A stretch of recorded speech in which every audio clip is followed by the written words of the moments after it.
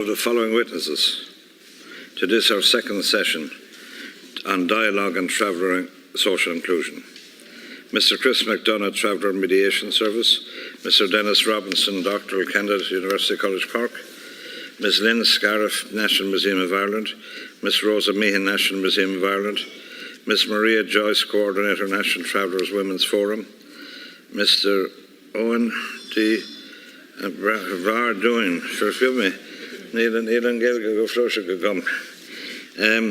National Action Group for LGBT and Traveller and Roma Rights; Dr. Karl Kitching, Director of Equality, Diversity and Inclusion, UCC; Ms. Rose Marie Maughan, Hearing Autistic Traveller Voices; Mr. Thomas McCann, Traveller Counselling Service; Ms. Brigid, Carmody, Coordinator, Cork Traveller Women's Network; Ms. Louise, Harrington, Community Development Worker, Cork Traveller Women's Network; and Ms. Eilis, Chief Executive, Free Legal Advice Centres, FLAC. You're all most welcome, and I thank you for engaging with the committee in this consideration of this most important topic. Let me get over my sheet. Before we begin, I must draw your attention to the following procedural matters. Number one, the fact that by virtue of Section 17(2)(l) of the Defamation Act 2009, witnesses are protected by absolute privilege in respect of their evidence to this committee. However, if you are directed by the Chair to cease giving evidence in relation to a particular matter, and you continue to do so, you are entitled thereafter only to a qualified privilege in respect of your evidence.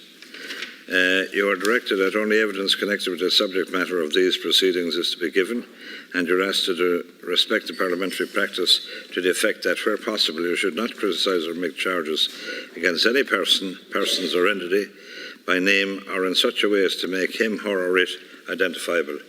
I also wish to advise you that any opening statements you have made to the committee will be published on the committee website after this meeting. To commence proceedings, I will invite Senator Colette Kelleher, our coordinator, more importantly than that, our rapporteur, and to whom we are most grateful. We wouldn't have this subject matter before us. Colette will make a few introductory remarks at the beginning of this session. I will then invite each witness to make a short presentation to the committee.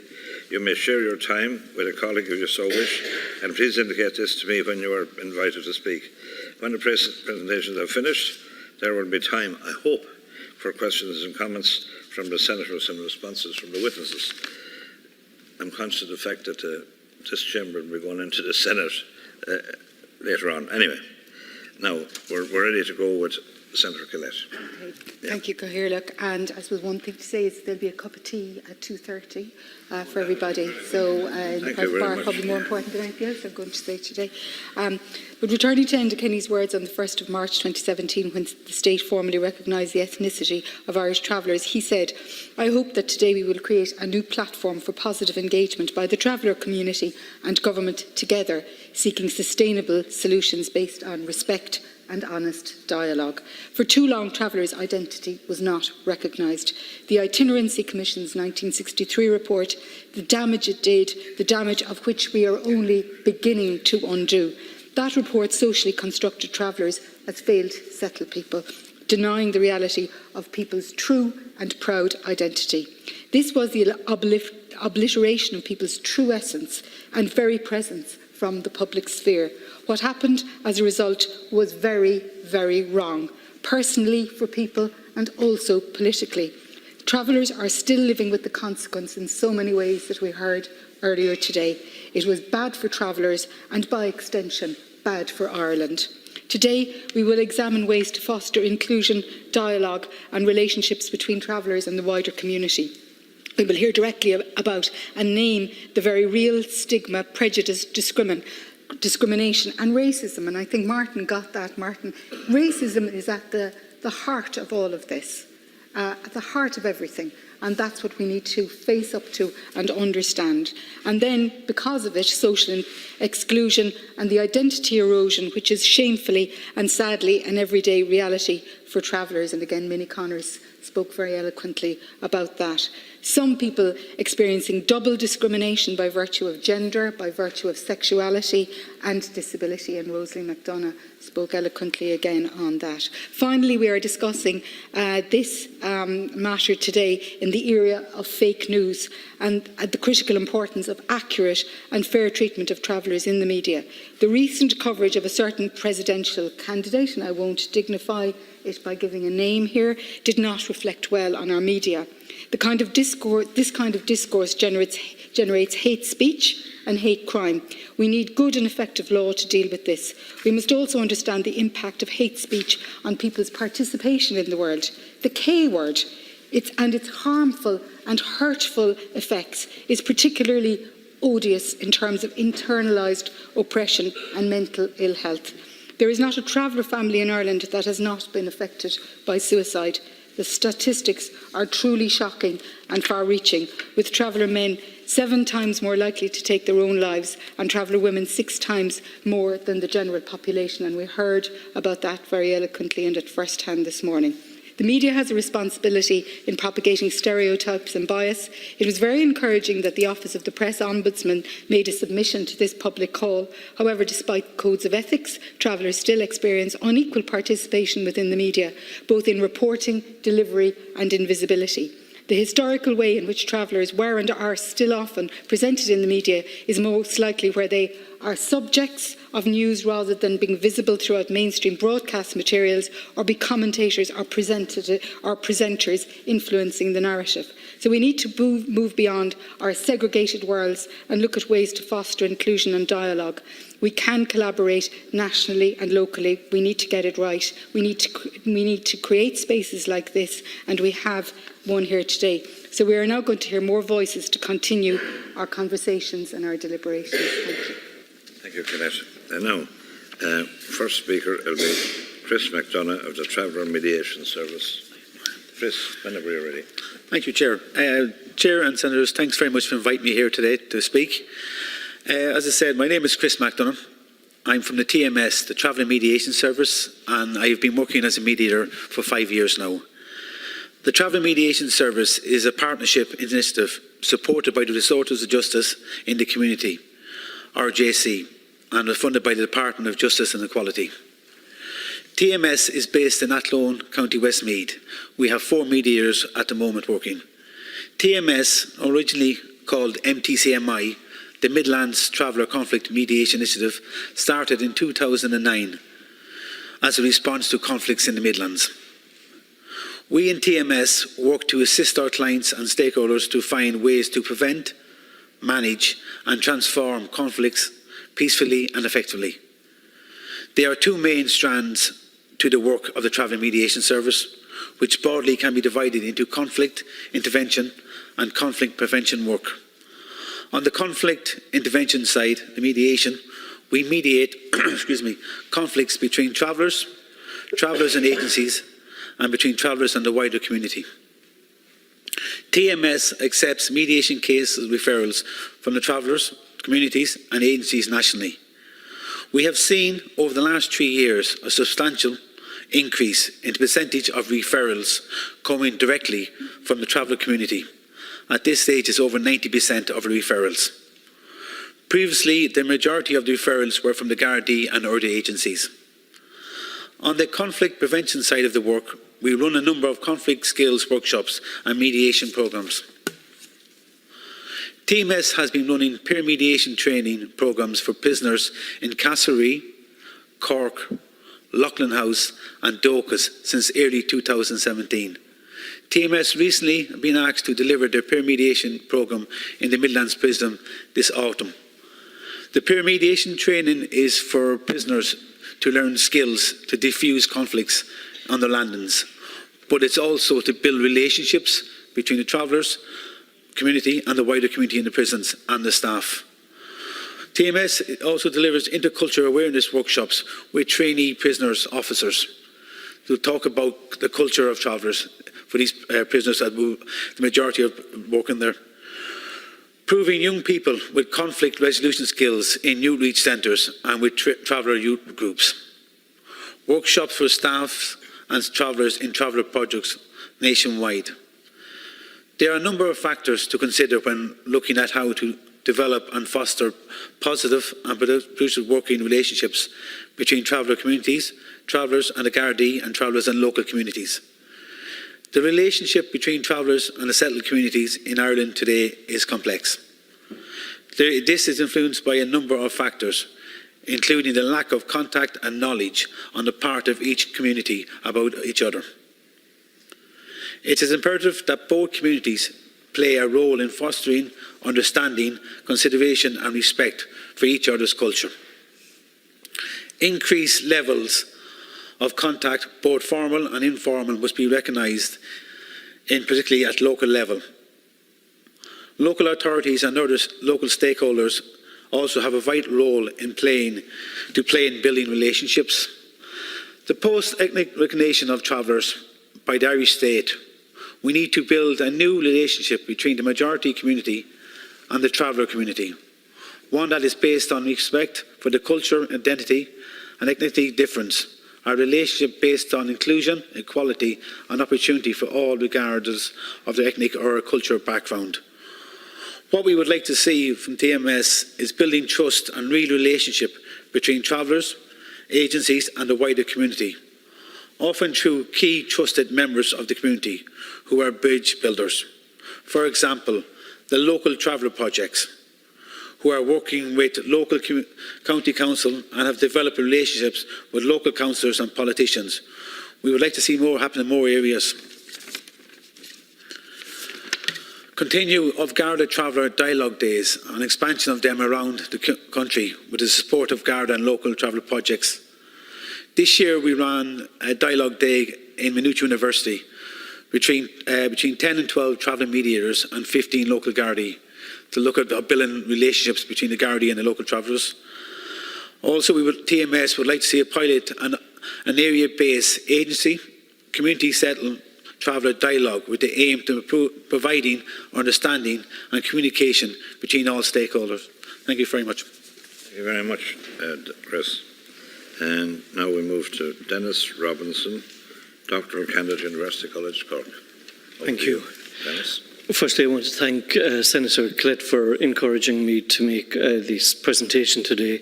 I'll be brief at this point. I just want to make a couple of points, but not specific, making reference to the submission that I've made already. I work in Rathkeil with a community that is 80% travelling community and 20% mainstream or the settled community. So it's an unusual dynamic compared to the rest of the country, I think, where the minority are a settled group and the majority of the community are of an ethnic minority group. These are some insights that I've just encountered or are able to acknowledge in the last few months. Firstly, what struck me in the work there, that engagement between the travelling community and state agencies is always a source of contention for people in the community. People, members of the travelling community, are afraid that they lose benefits. They're afraid that there's always the sense that they're not believed. There's a sense that they're always starting on the back foot when applying for what's rightfully theirs in social benefits. I think there's a huge need for training of frontline staff to meet the needs, the specific needs of this community, of the travelling community. According to a predecessor of mine, David Breen, he worked a lot with the advocacy work for the community. And when it came to accessing services or accessing social welfare benefits, he talked about people being automatically refused their benefits. Then it went to a review process where they were refused again, and went to a third process, an independent appeals process, which was often the only success. So where other people who lived in the community applied for benefits, received benefits, were entitled to them, it was their right. Generally, members of the travelling community had to go through 3 levels before they were even heard. I suppose when we're working as a group in Rathkeale, the real questions that are standing out for us is that, and again I mentioned the dynamic of the community, it's like who has a say in that community, who always has a say in that community, and who rarely or never has a say in that community. Now, of all of the agencies and groups within the town of Rathkeale, there are no traveller representatives on any of the community groups. And that raises huge questions that we haven't even addressed fully.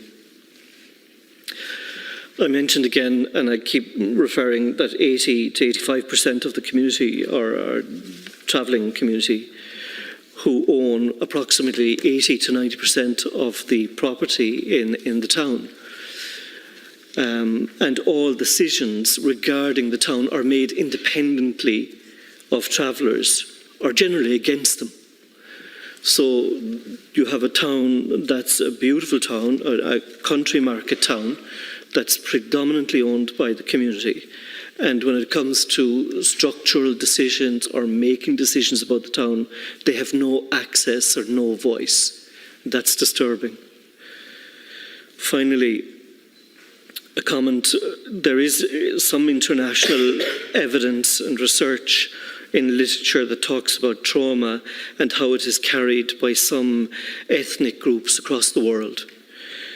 And again, there's this sense of internalized rejection that I know, speaking with colleagues and friends in the community who talk about that they're carrying this sense: we will not be accepted, we will not be allowed in, we will not be listened to. And again, that's a disturbing place to be. So I think the recognition of ethnicity does not eradicate the trauma that some travellers that I've met encounter and feel. Thank you very much. Thank you, Denis. Next on my list is Lynn Scarff, National Museum of Ireland. Thank you, Chair. First of all, thank you to the Chair and to the Committee for the opportunity to speak today. My name is Lynn Scarff. I'm Director of the National Museum of Ireland, and I'm joined today by my colleague Miss Rosa Meehan, one of our curators, who really has been the lead in all of the work that we've been doing with the traveller community within the National Museum. Just for some background, the National Museum of Ireland is Ireland's largest national cultural institution with 4 public sites, one in Turlough Park in Castlebar in County Mayo. We collect, conserve and interpret the largest holdings of portable heritage, over 4 million artefacts, and welcome over 1 million visitors per annum. There are currently 170 staff employed across all of our 4 sites. Following our recent submission, we're very honoured to be here today and share our experience in collaborative practice with the traveller community, and very much would wish to acknowledge the people in the Seanad Chamber today, many of whom we have been working with over the last number of years, and thank them for their contribution and work with us. So the National Museum of Ireland holds and interprets our national collection, and it is a critical value of the museum that this collection is reflective of all of the people of Ireland and our shared experiences. It's also crucial that the individuals and communities are co-curators with the museum of that story and editors of their own narrative and experience. And it is with these values in mind and our role as a public institution that the museum is taking an increasingly socially engaged and intentionally collaborative approach to its work. Of particular focus is the manner in which it engages with communities that have been traditionally marginalised and underrepresented in our national cultural institutions. And while the museum views this work as very critical to our own values as an organisation, I think in the context of today it's important to note that the IHREC Act in 2014 emphasises our public sector duty to embed equality and human rights considerations in our policies and our programmes. While our museum is free to enter, the actual barriers to entry are many and sometimes invisible to those of us within the institution, and it requires the building of long-term and trusted relationships where there's mutual understanding sought and forged, and those relationships are nurtured to enable the addressing of these barriers. This community-led, co-curated and participative approach sees the museums and communities working together to identify objects that tell our national stories, and it very much values the expertise of the community in telling that story. In doing so, the museum's goal is very much to give a platform and power to the voices that have been marginalised or overlooked in our cultural spaces. And while the museum is never neutral, we are a safe and a non-partisan space that provides and can facilitate, crucially, prolonged dialogue about culture and identity. We want the museum to be a space where visitors can engage with and explore traveller material culture and ethnicity. And we know that there is no one definition of traveller culture, and we recognise the importance of the traveller community in framing its own stories. And the museum crucially wants to work in collaboration to enable visibility of an engaged conversation about traveller culture across place, space, time and generations by and with visitors to the museum. Our recent experience on making visible and exploring traveller culture has been based around the museum's temporary exhibition and associated programme Traveller's Journey, Minker Michelet. This involved a year-long exhibition opened by President Michael D. Higgins last July 2018 and a series of events and talks on aspects of traveller culture and identity, including the publication of This Giant Tent, a wonderful collaborative project with local schools and the traveller community and Kids Own Publishing, as well as local artists and writers. The camp project and panel discussions such as I Am Traveller, Our History and Heritage. Many people in the room took part in that particular event. Our approach towards this project aimed at the heart to be inclusive and collaborative, to be respectful and to be authentic. And while expertly led by Rosa Meehan beside me, it has involved the National Museum of Ireland's board, our senior management team, our curators, education marketing teams, and crucially our visitor security teams. We also engaged in museum-wide training on traveller culture, identity and awareness for all of our staff on all of our sites. And ultimately, as an institution, on reflection, the experiences of working in collaboration on this project have greatly expanded our knowledge, experience, and changed our own practice. So for the purposes of today, we just have some key learnings and recommendations. First of all, reaching out. As a national cultural institution, it is critical that you reach out, support, and participate in traveller events as a way of making and growing connections with the community. Partnerships are incredibly critical. We worked in partnership with the Western Regional Traveller Health Network and Traveller's Journey, but traveller community expertise is core. You have to work with representatives, and it's also important to provide pathways to those communities that may be not associated with those organisations, so open calls, events to engage, and a chance to develop networks. And we very much recognise that the traveller community as an ethnic group has a shared and connected history, but with many different expressions, and that there are challenges in consulting inclusively with the whole community, and it's important to work in partnership to achieve this. Consultation and partnership take resources for all involved, and it's important as a large cultural institution that sustained engagement can be challenging for a number of organisations, and there's a need for more dedicated resources and support in that. In working in partnership, discussion and the embedding of shared goals is essential, and also the review and allocation of resources in partnership and collaboration are essential. Widening the audience. Museum public programmes are an integral part of our work, and broader public programmes increase visibility and promote conversations beyond the already engaged.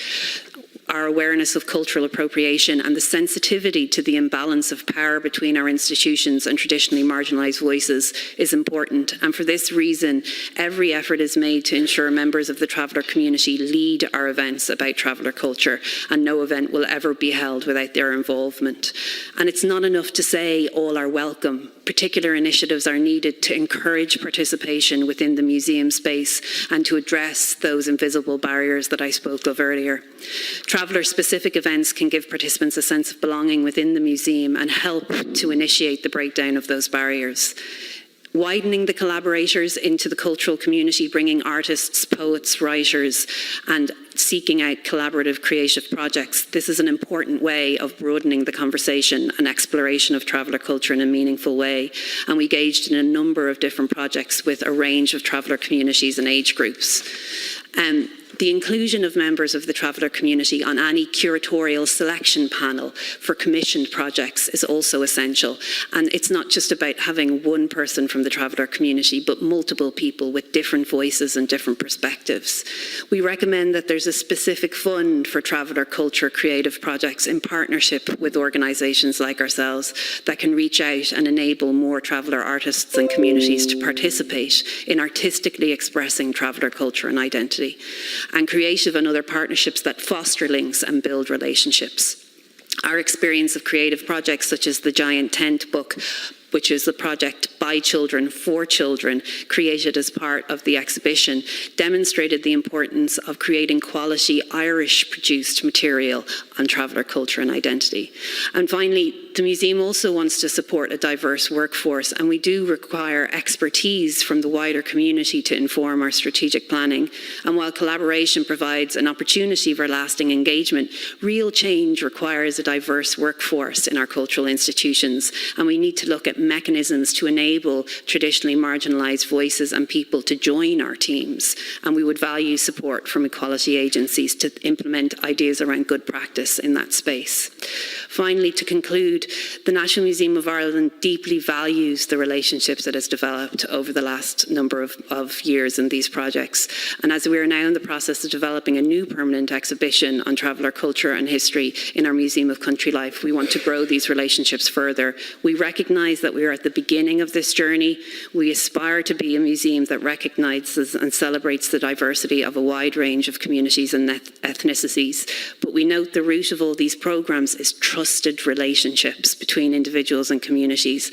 And that kind of relationship requires multi-annual, long-term, sustainable systems and resourcing that recognise the complexities of this process and enable the initiatives. Thank you. Thank you. I gave you injury time there. Thank you. I take it you're all advised about trying to keep things to 5 minutes. Apologies, but we'll give you a bit of an attitude if necessary. So thank you. And next now is Maria Joyce, Coordinator, National Traveller Women's Forum. Maria. And I'd just like to thank the committee and the chair for the opportunity to speak here today.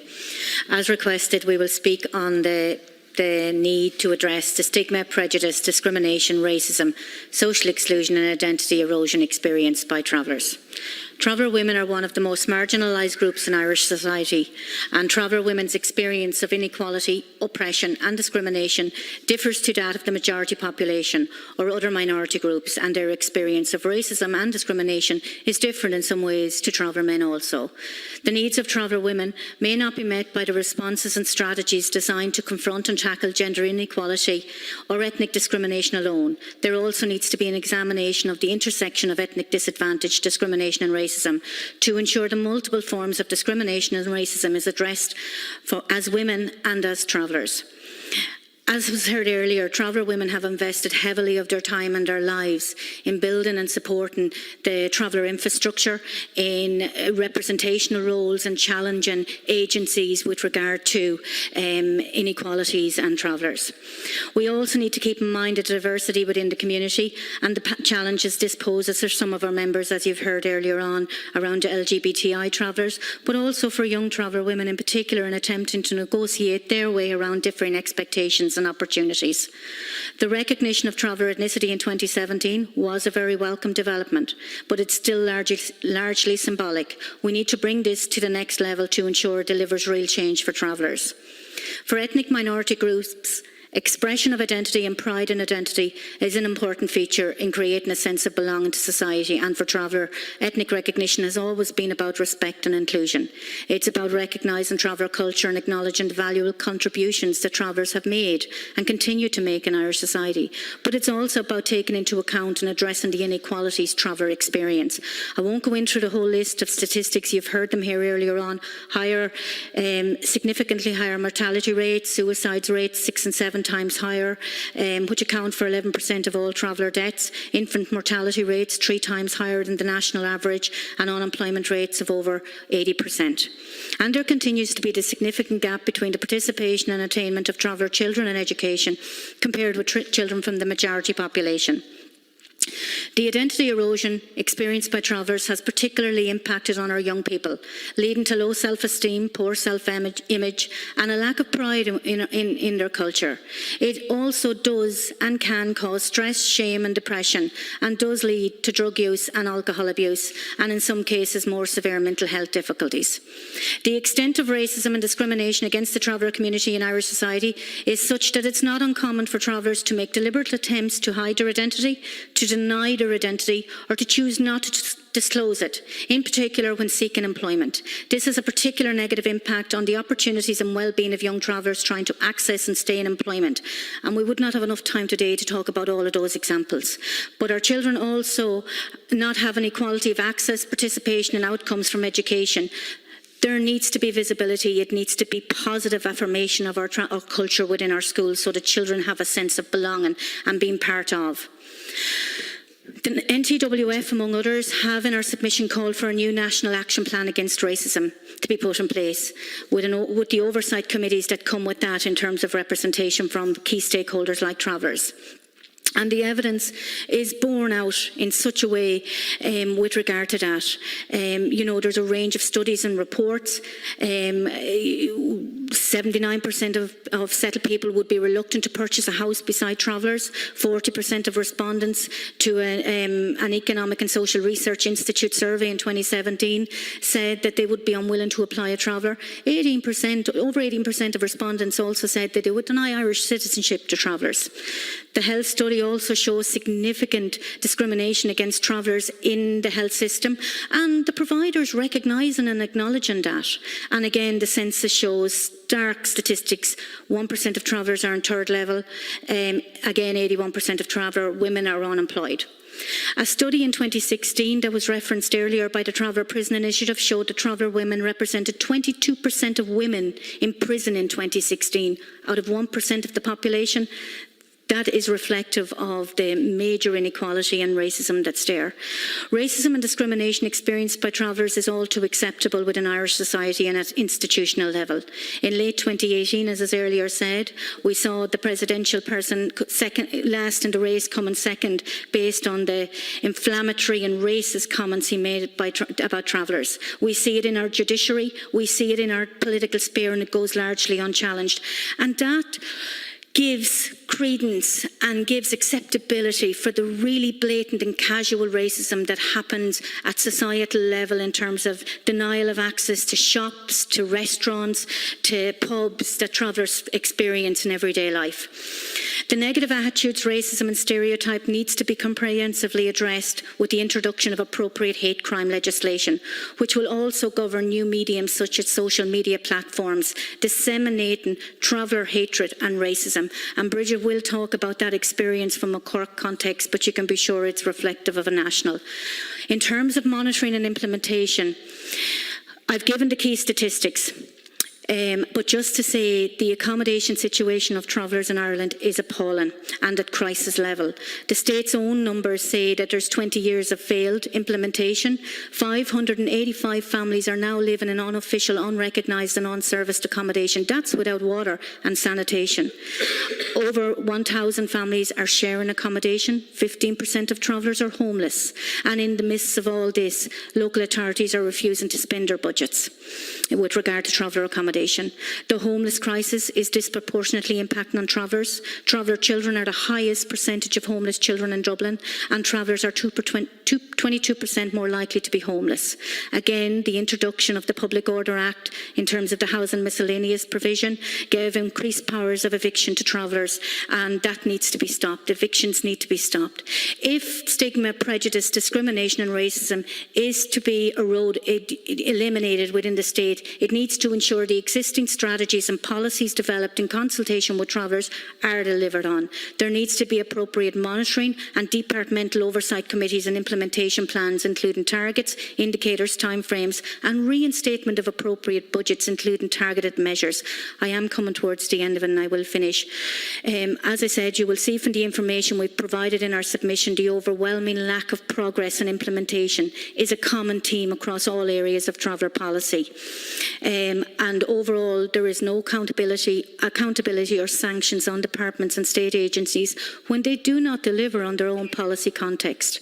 The two most recent overarching strategies, which were published in 2017, the National Traveller Roma Inclusion Strategy, NITRIS, and the National Women and Girls Strategy. The NITRIS contains 149 actions across 10 teams.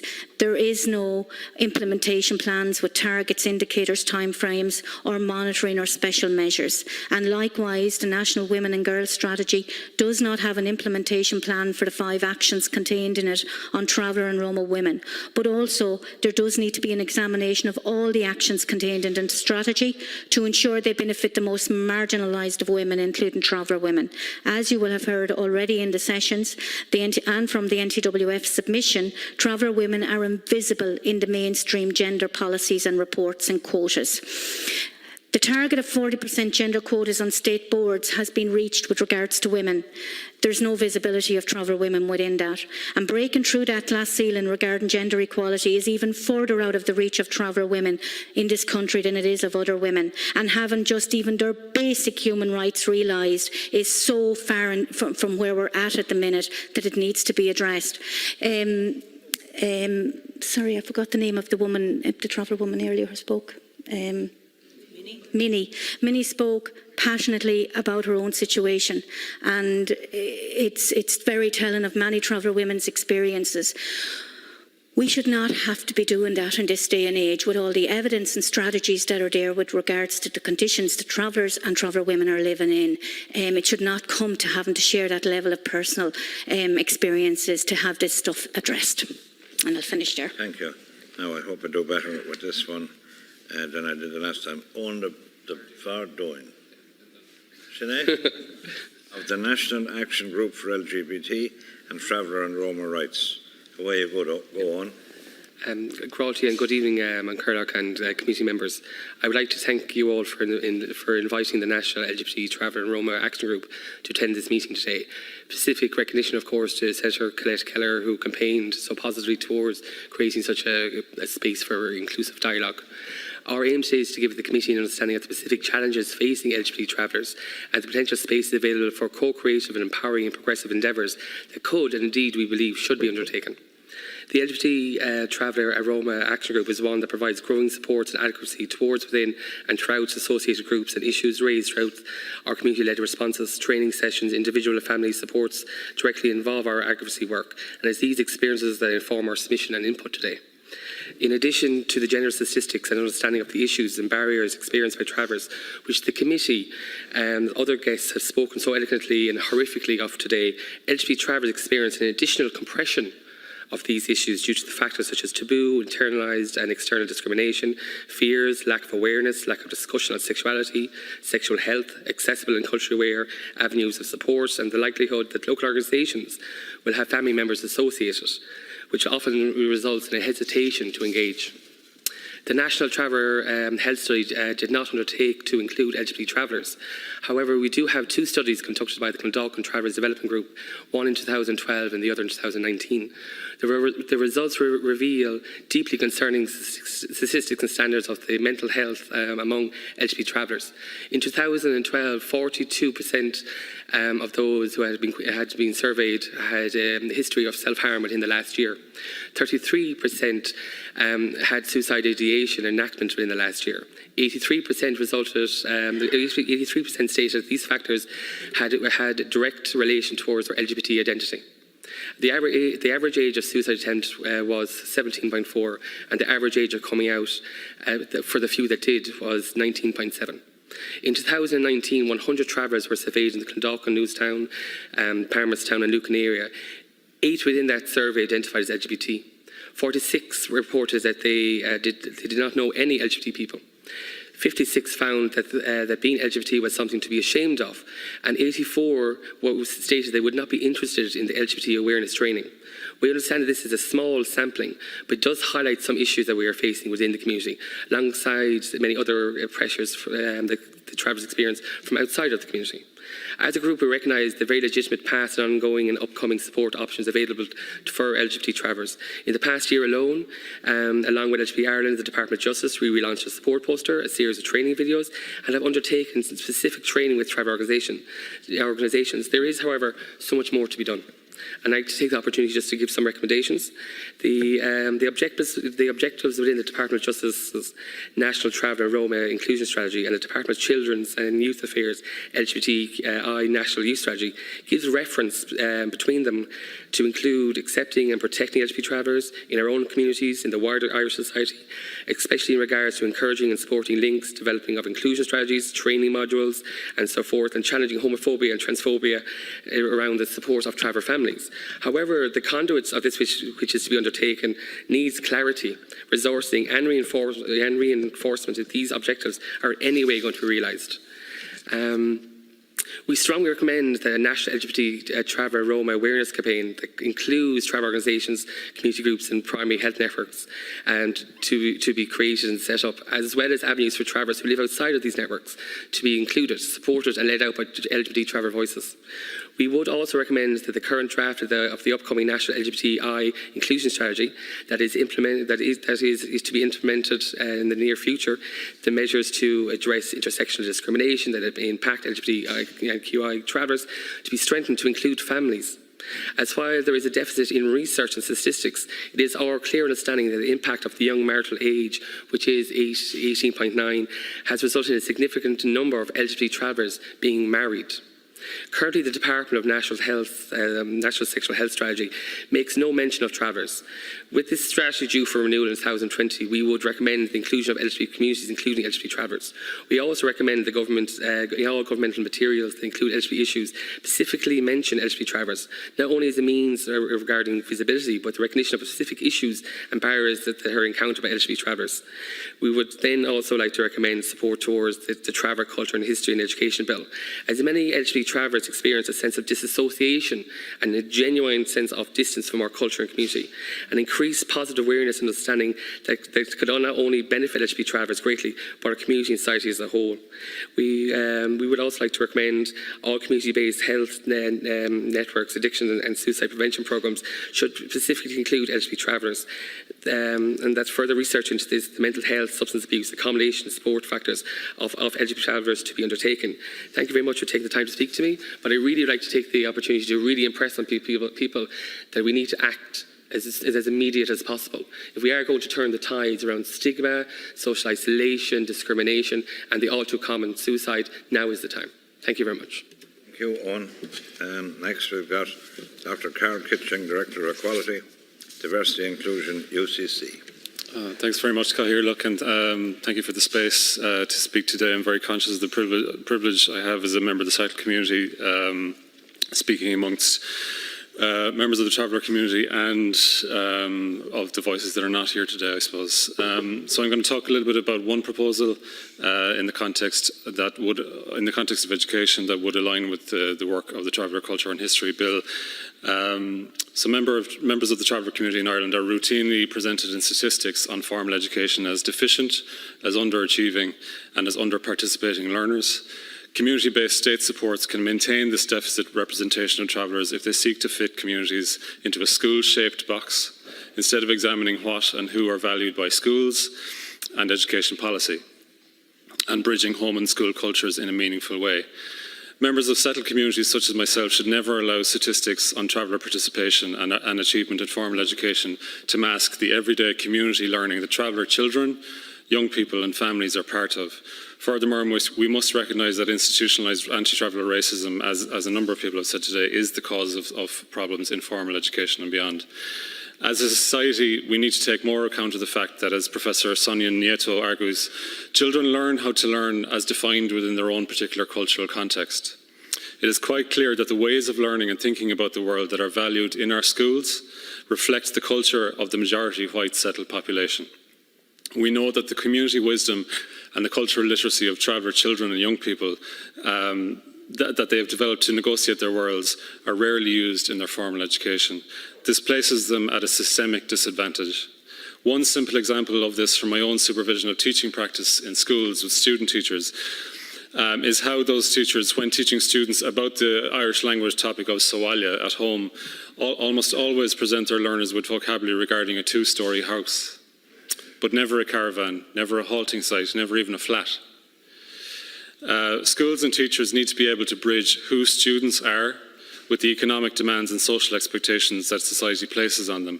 In other words, they need to make education relevant to all students, not just to those whose received cultural norms and biographies are similar to their own. Community wisdom and community cultural literacy are described by Professor Louis Moll as funds of knowledge. Funds of knowledge are, to quote, historically accumulated and culturally developed bodies of knowledge and skills essential for household or individual functioning and well-being, and of course community functioning and well-being. Moll and colleagues developed systematic projects with schools and Latin American families where teachers would visit and carry out in-depth research in their students' communities, examine classroom practices of their own, hold after-school study groups with teachers, and bring community members in to speak at schools. The kinds of knowledge explored by teachers with communities in funds of knowledge projects include economic and household management, such as making, saving and spending money, childcare, budgeting and paying bills, oral traditions and storytelling, play and physical activity, religious practices and moral codes, food and cooking, negotiating institutions like schools and hospitals, mechanical and technological knowledge like repairing engines or using smart devices, animals and the environment, issues around horse care, issues around pollution, and safety and protection. When brought into schools, these kinds of knowledge can form the basis of a whole year's worth of literacy work, of numeracy activities, of historical and human geography lessons, and so on. There are practical examples of how community knowledge can be brought into the classroom and how formal school learning can be enhanced with doing that. For example, in Hughes and Greenhouse research, parents were asked to encourage their child to decorate a shoebox and fill it with items like photos, toys, postcards, a book or a magazine, some writing or any pictures they had, and anything else that would be special to them. This can be used in a simple way to introduce children to their new teacher at the start of the school year, or the teacher can use the contents of shoeboxes across the curriculum. Like in a maths lesson, the items can be weighed and measured. In a history lesson, the children can exchange boxes and ask, what can you tell about this person from the context of this box, from the contents of this box? A most obvious area is in literacy, where teacher can design weeks of writing around the contents of shoeboxes. But funds of knowledge can't be reduced to a nice little shoebox that can be put on a shelf. Rather, they require ensuring that teachers are active co-researchers with the marginalised communities that they teach. And I'm saying teachers with the assumption that most of them, as we know, are not members of the traveller community. The concept of teachers as researchers of their own practice is becoming more and more common in Irish schools through the work of the Teaching Council and other fora. Yet teachers' engagements with students' communities, such as the traveller community, is often limited to the work of homeschool liaison teachers. This represents a missed opportunity for teachers who are overwhelmingly white and settled to understand the lived experiences of traveller children and to move more practically beyond all too common assumptions of traveller learners as deficient.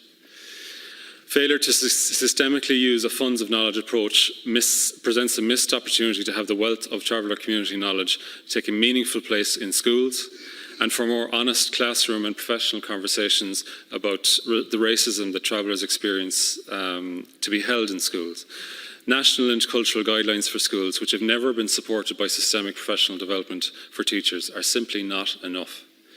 I propose that we seize the opportunity to establish a Funds of Knowledge Commission designed in a similar way to the recent Schools Excellence Fund as a new element of Irish education policy. The purpose of this commission would be to fund teachers, but more importantly traveller communities, to co-develop projects on how travellers' community knowledge and cultural literacy can be brought more effectively and systematically into the classroom and used to inform and reshape formal school learning.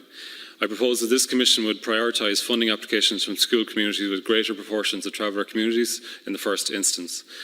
The notion of a commission indicates that this work will be a valued part of systematic education policy to ensure that policy discourse on traveller education outcomes never starts from a negative deficit position and recognises the debt that the education system and Irish society owes to travellers in terms of a failure to engage institutional racism and to challenge it. Ultimately, the Commission would seek to produce a range of materials documenting A, insights into traveller cultural literacies and community knowledge, and B, ways in which schools need to fundamentally reconsider how formal literacy and a variety of cultural literacies, including those of the traveller communities, must be aligned. Thank you. Thank you very much. Now, Rose Marie Maughan, Hearing Autistic Traveller Voices. Rose. Firstly, I want to thank you all, the Chairperson and Senators, for this opportunity to raise the issue of the need to include the voice of autistic travellers. It has been said it's a very historic day for travellers, that it is, but it's more historic for autistic travellers because of the first times they have been mentioned. I hope to focus on issues affecting autistic travellers that have come to my attention as a traveller mother to an autistic child. The first concern we all should have is that I am not autistic. I am just a traveller mother to an autistic traveller child. This clearly highlights the lack of an autistic traveller voice representing themselves at present, which is very concerning to me as a traveller mother and as an activist.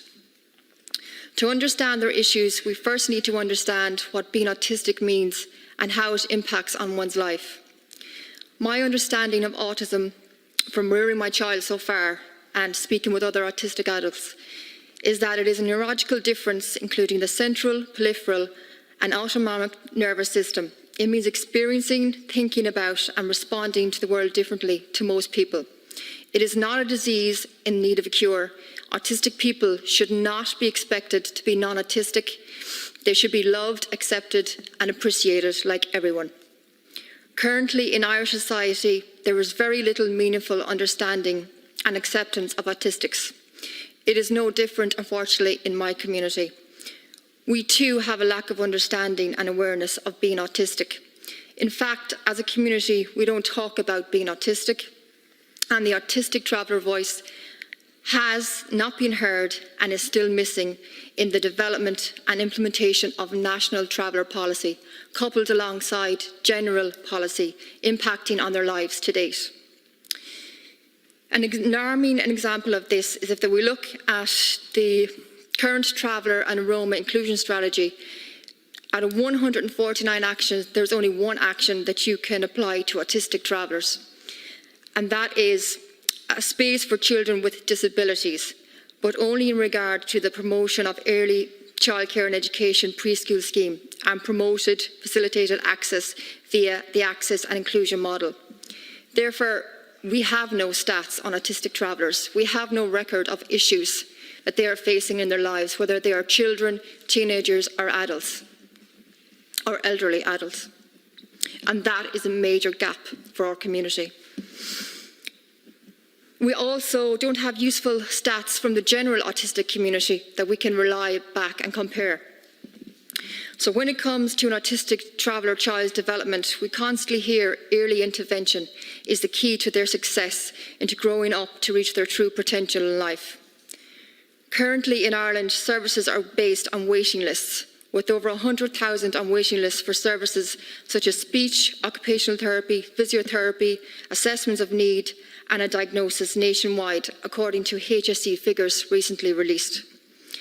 Once a child is finally assessed, they are put on another waiting list to be diagnosed, which can take up to another 14 months.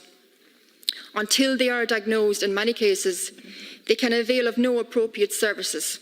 They get no support whatsoever.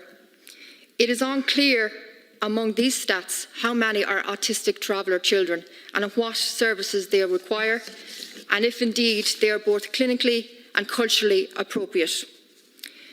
With the majority of travellers well below the poverty line, we already heard the unemployment stat over 84%. We cannot afford to avail of private therapy for our children. Therefore, we are highly dependent on the domiciliary grant, which is another battle for parents who have to wait for a period of 6 months for a decision, which more often than not is a refusal. Parents then have to go through an appeals process, which again takes months to get a decision, taken away from the crucial intervention time for your autistic child. A recent article in the Irish Times reported that in 2018, 81% of the domiciliary grant applications were won on an appeal. Clearly, needless non-refusals, impacting on a child's life. One example of an autistic traveller child which should alarm everybody in this room, is that he is 3.5 years old. He is not speaking. He's waiting on early intervention and an assessment of need for 2 years.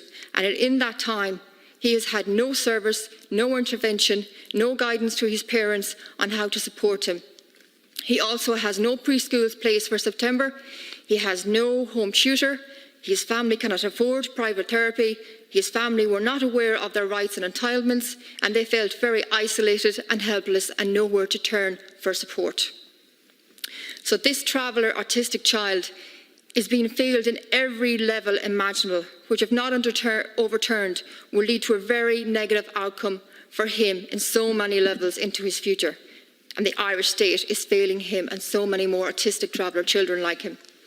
And I suppose my question to everybody in this room today is, what are we going to do to help turn his life around so his basic needs and rights are being met as a traveller autistic child? From a recent report, Invisible Children, launched by As I Am, launched in April 2019, surveying families of autistic children facing barriers in securing school places, it found that 54% of those surveyed were waiting for a school place, 24% of respondents were waiting less than a year, 76% were waiting for 6 months or up to 3 years, and 66% of respondents had applied to at least 4 schools. Again, it is unclear how many, or if indeed any travellers were consulted in that survey, or if they came forward, or even if they were aware of that survey.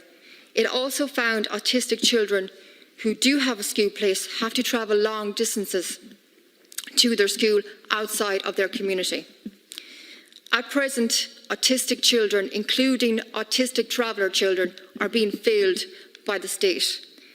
And one example of a traveller autistic child within an AHD unit, which again should concern all of us, is that a young traveller girl who is not speaking yet, who uses her iPad as her preferred means of communication, sent with her in her bag to school on a daily basis, requested by her parents to be used, was not used. She also suffered several kidney infections from being unsupervised attending toilet breaks, which resulted her in being in great pain and distress and requiring hospital attention, despite her parents requesting on numerous occasions to have her supervised during her toilet breaks. Again, clearly, this autistic traveller child's needs are not being met and her rights are being violated.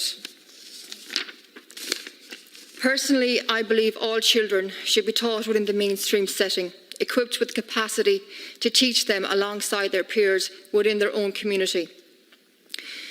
To me, AHD classes, special schools, are segregation, just like the similar segregation travellers face within the education system.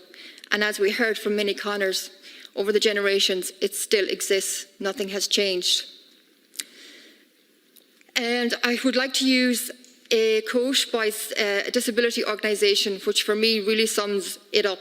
The organisation is Starting with the Julius, and the quote is, "When we remove children with a disability from the diversity of our own community, from their rightful place in our regular classrooms and place them in special needs classrooms, no matter how good the intention, we separate them from their peers, stigmatise them in their eyes, and weaken the strength of their entitlement in the future to be part of that same community. Segregation in life leads to greater risk of segregation later in life. Autistic traveller children who cannot secure a place are entitled to a home tutor, for which me being a traveller can see extra barriers autistic traveller children will face in trying to access this right if required, in terms of tutors not understanding traveller culture or wanting to homeschool a traveller child in a traveller-specific setting, such as a halting site.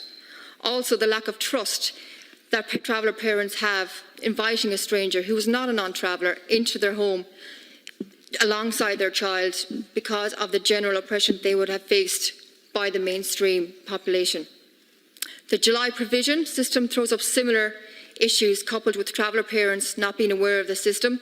The respite is another waiting list, which again throws up cultural issues for autistic travellers and their families, which needs to be discussed and designed with them. If we look at the general autistic community, of which autistic traveller children and adults are part of, yet are invisible with no real voice and not even being heard. And I know I'm getting the alarm bells to finish up, so I'll just wrap it up. I'll just get to my key recommendations, if that's okay. I know. Well, hopefully I do, seeing that I'm a traveller. If we look at the general autistic community, of which autistic travellers are part of, as I said, there is no real voice within the general autistic community. There is no voice coming forward within the traveller community itself. There is no stats for the autistic community itself or the traveller autistic community. But we can branch out as far as Sweden, which carried out a research on the premature mortality in the autism spectrum disorder, which found that the life expectancy of autistic adults is 54 years, 40 years if you're autistic with an intellectual disability, and the suicide being the second highest cause of death within the community, and the primary cause for autistic adults' death, suicide was a primary cause of their death. So it's very alarming statistics and very similar to traveller in general terms. So in conclusion, we are currently facing a human rights crisis of the autistic community, which includes autistic travellers, which is the tragedy on our history. The tragedy is not being autistic, but how society and the state are failing the autistic community, and even more so autistic travellers, because it is an additional violation of our human rights. We need to ask ourselves, how can we turn this crisis into a positive for everyone, in particular autistic travellers? So the following are a few recommendations which can progress matters in a positive way. Traveller policy in progression needs to actively seek and include autistic traveller voices. There needs to be access to timely and appropriate services for all autistic children, including traveller children, from qualified staff regardless of location. Access to assessment of need and diagnosis within 3 to 6 months. The emulation of behaviouralist methods and behaviour-orientated intervention. Parent, clinical and teacher training designed and developed by the autistic community members, including autistic travellers. And the learning environment design led by autistic community members. Delivery of services must include the respect and acceptance to cultural background of each autistic individual to be served by that service.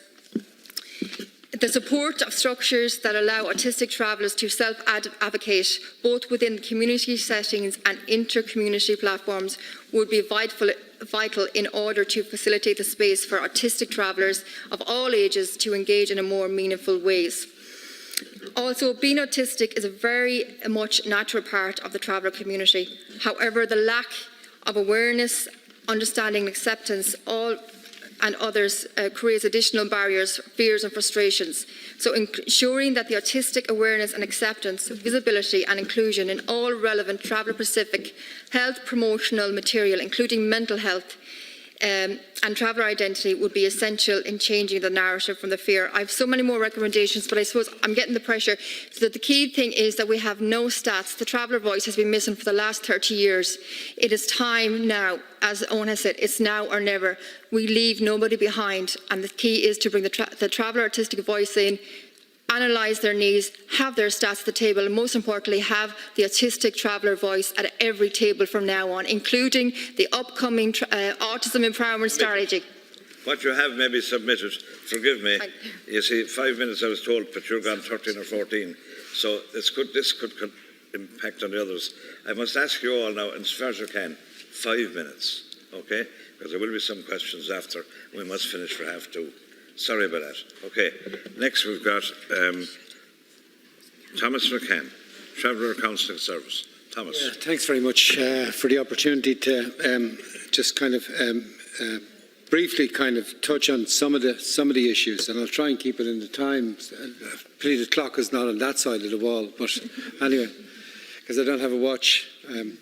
Anyway. An indication. Yeah, great. I really appreciate that. Thank you very much. I manage the Traveller Council Service. I'm a traveller and I've been involved in travellers' rights for about 35 years, although some people say a bit more. And, you know, a lot has been said, and some of the things that I'll touch on has also been said.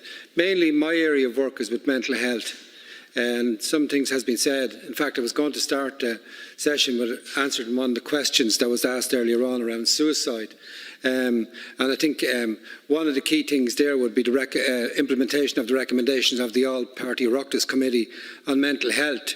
Would be a good start in terms of the implementation of a national traveller mental health strategy, which was recommended by the All-Party Oireachtas Committee. I think that would be a very good start to start to address some of the issues. In terms of what I'm going to talk about erosion, exclusion, and then touch on the media.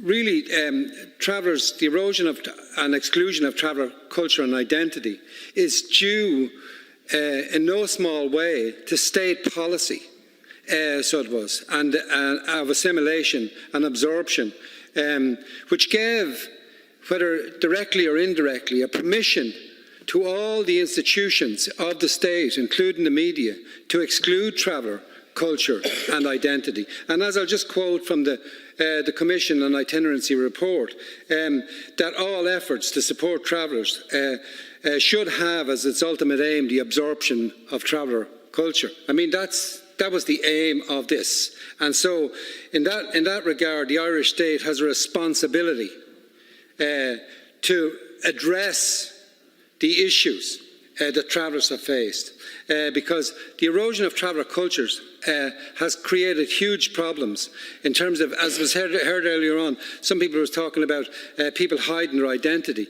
If you lived in a state like this, where, you know, it was mentioned about employment, about a whole range of other topics, that if you were known to be traveller, that you would be let go, that you would be excluded, that you would be discriminated against. I mean, there's many young people, we talked about youth earlier on, there's many young people in training courses that can't say they're travellers.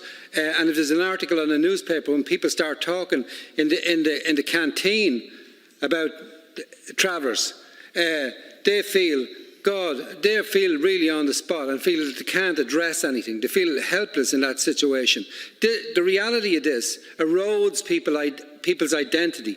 It eats away at their self-esteem and their confidence. And it kind of, what was said earlier on in terms of the internalisation, that's how children learn, that's how we learn. We internalise our external environment. We internalise a certain shame about our identity and that can really impact on our mental health that we can struggle with for the rest of our lives, and can lead to all kinds of things, such as drug use and addiction and all kinds of things. In terms of just touching on kind of community, as travellers has experienced extreme levels of racism and discrimination, and I would say structural exclusion and discrimination has been a key part of that, so it has. And, like, I mean, in terms of just an example of this, there was a study mentioned about 2017. There was also a study carried out in 2000, Citizen Traveller. And I'll just give you an example, and I'll tell you why I'm doing this. 36% of Irish people said they would avoid travellers. 97% said they would not accept travellers as members of the family. 80% would not accept travellers as a friend, and 44% would not want travellers as members of their community. Now, the reason I'm mentioning that is that the majority of them people had no direct contact with travellers. So they did. So you'd have to ask the question, how was their attitudes and perceptions and biases shaped? You'd have to ask the question about the media, the role of the media in this, and how that was shaped some of them perceptions and ideas. Okay, half a minute left, right, okay. Anyway, okay. I better move on. So in terms of the media carries a huge responsibility. We heard about Peter Casey in terms of giving a platform and the issue of a local traveller accommodation issue being used in a national platform that sprung his campaign from less than 3% to 21%, as far as I know. And that really wasn't explored that well in the media in terms of the issues involved in that local issue. So it was. But we can also see in terms of, the reporting in terms of sensationalist issues, particularly around conflict, while at the same time we had a conference in Dublin Castle just recently in April looking at the impact of conflict in the traveller community on mental health. Where was the media to be seen? There was 180 people at that conference, the majority of whom were travellers. There was very little media presence there. Yet if there's an argument somewhere in the middle of nowhere, you have half the media. So I think in terms of a few recommendations, and then I'll stop, because I'm going to... Can I say this to you and to Rose? Anything you feel you haven't covered, yeah. feel free to give it in by way of written submission. Okay. It'll be taken on board. I thought 5 minutes would stretch longer, but anyway. Colette will be happy to deal with all of that. Okay. We'll deal with it as a committee. Okay, there's a couple of issues, there's a couple of things then that need to happen. One is that, just a couple of recommendations. Couple of recommendations. Look. There needs to be an advisory council. There needs to be an advisory council and the press ombudsman made up of travellers and members of the media to look at the reporting in the media. Likewise, in the national broadcast, or RTE, they have a responsibility to make sure that the programmes and the reporting on traveller issues are fair and accurate. And I think that's where advisory groups comes in. I think a national action plan on racism that addresses the issue of the media is also inclusive. And the last point I'd make is on participation. And this is the final point. Participation, can bring about change, and the participation of travellers. However, participation can also cloak the power inequalities and business as usual, unless participation is properly resourced and it's on an equal footing. Thank you very much. Now we've got the Cork Traveller Women's Network, and we've got Brigid Carmody and Louise Harrington, Coordinator and Community Development Worker, and I gather you're sharing time, so you'll take 2.5 minutes each, right? Yep. Which of you wants to go first? I'll go first. On you go. Yep. So thank you. I too am going to talk a little bit about the media coverage. Media coverage for travellers is something our project has taken a particular interest in over recent years. We understand that the media can shape the public's understanding of us, especially for many of the public who have never have little or none face-to-face contact with the travelling community. So often people can create an assumption of who we are and what our culture is based on media stereotypes. Media coverage also has a huge effect on travellers, especially our young people who are connected with media and in particular social media. To start, I'd like to read out a statement from the media in Cork over the last year. This statement, unfortunately not unusual, to encourage the public to call a local radio chat show. The heading was, "The North Side is Ruined." And this was followed by an anonymous letter sent to the station saying, "I'm sending this email as a distraught Northsider who is sick of seeing the North Side being ruined every day by travellers. Now just wait for the Bleeding Hearts, the ethnic minority and It's Our Culture campaigners to start."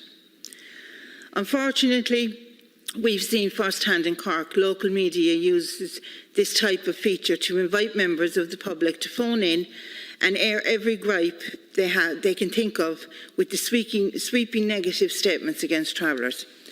So imagine this happening 3 or 4 times a year in a local radio station, which is usually playing in the local shops, garages, taxis, hairdressers. Imagine having to use those services with your children.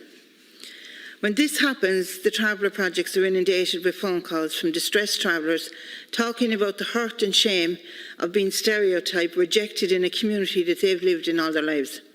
Travellers are calling on our project to respond to this type of media coverage, but we are struggling and need support to do this. Firstly, there needs to be a targeted traveller Roma communications initiative to promote the many positives within our community and set out national traveller Roma inclusion strategy. This communication initiative also needs to be included supports for local community development projects in dealing with the media. I also want to bring your attention to the online social media pages of newspapers and radio stations. While we do not have the resources to monitor these fully, we have been informally recording some of the public comments which follow pretty much any mention of travellers, good or bad. To give a small few examples, the following story of a traveller family in need of accommodation. Here are some of the comments. Inbreeding doesn't make you a race, sweetheart. Blacks are human, knackers ain't. Burn them out. Just bring in a tank of slurry and start spraying. Bring them to the shooting range, good target practice for our boys in green. And a few litres of petrol and a match will sort them out. Under a recent positive article on Cork Traveller Pride celebrations, the first two comments were, Traveller Pride, what have they got to be proud of? And a comment suggesting that travellers are thieves and had stolen the items that are on display for Traveller Pride. It is unrealistic to expect travellers and traveller projects to police and report every single racist comment on social media pages or newspapers and radio stations. This needs to be done by the newspapers and radio stations who also broadcast their news online through social media. They need to have obligation and pre-monitor comments on their page and remove hate speech and racism. And now I'll pass you on to Louise. On you go, Louise. Okay. Thanks, Brigid. So to follow up, I would like to talk about raising the bar and creating a more proactive media around challenging racism with a number of practical suggestions. Currently, the role and standards of the Press Ombudsman and the Press Council of Ireland does not include the online pages of their media members. We would like to see this reviewed to place an obligation on their members to proactively monitor pre-moderate comments and eliminate hate speech from their online platforms, and similar for members of the Broadcasting Authority of Ireland. We would like to see the development of media standards around racism and the coverage of minorities and ethnic groups, to include the development of an anti-racist protocol and training for journalists around the duty to report in a fair and balanced and non-racist manner. Once standards around anti-racism and the media were developed, a system of merit could be awarded to recognise media channels and journalists who champion good practice. Media reporting on minorities and ethnic groups is a powerful communication tool that can shape society's attitudes. We would love to see a platform created for the media to review and reflect on their role in exposing racism by reporting on it, which can also normalise and reinforce racism, versus their role in challenging racism. To expand on this, we give the example of some of the media coverage around the most recent presidential campaign, which has been mentioned already, but gave considerable airtime to targeted anti-traveller sentiments and effectively normalised this and gave an air of respectability to these sentiments and to traveller ethnicity denial.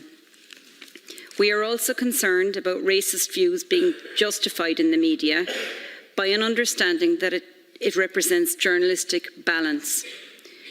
So, as it would not be morally acceptable today to introduce a misogynist to comment on International Women's Day for journalistic balance, it should no longer be acceptable to include the comments of a traveller ethnicity denier or an anti-traveller spokesperson to give journalistic balance every time travellers are talking about human rights in the media. And finally, just to say, I believe traveller groups, certainly the Cork Traveller Women's Network, would welcome the opportunity to build closer strategic links around building trust with journalists and media outlets who are open to supporting human rights and the fair treatment of travellers in the media. Thanks. Thank you very much. And finally, Eilis Barry, Chief Executive, Free Legal Advice Centres.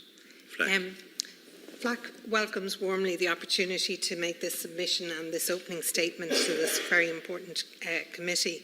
Our recommendations are based on FLAC's experience in the Justrom programme, which was a Council of Europe initiative, and within this programme we supported the running of legal clinics for travellers and Roma.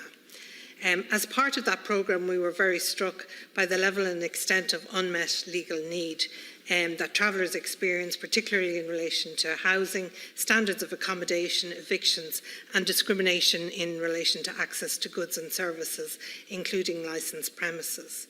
We believe that access to justice is essential both to addressing unmet legal need, but is also integral and essential for social inclusion. And we hope that access to justice is a foundational theme to this committee's report. The enforcement of rights and obligations in relation to the provision of services, education and accommodation under the equality legislation is critical to access to justice for travellers.